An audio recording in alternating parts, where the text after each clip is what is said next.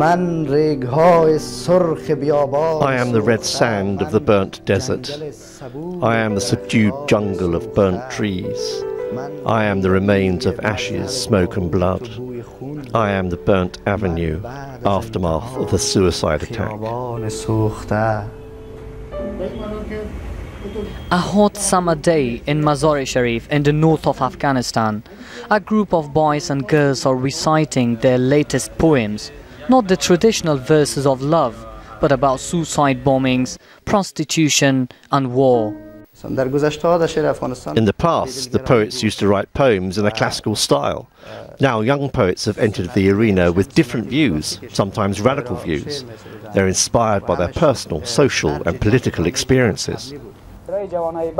Farangis Sogant is a young poet who wants to stand up for women's rights in Afghanistan. Few women have the courage to speak bluntly and write without censorship, talk about what they have in their hearts.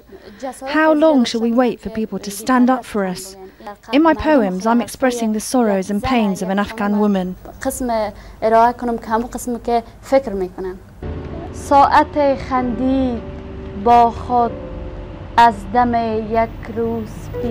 You laughed for an hour in the grief of a prostitute.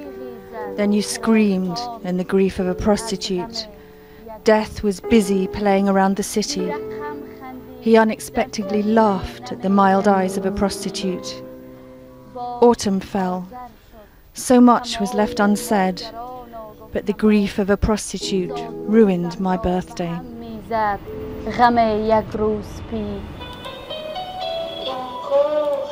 Poetry sessions are held across the country.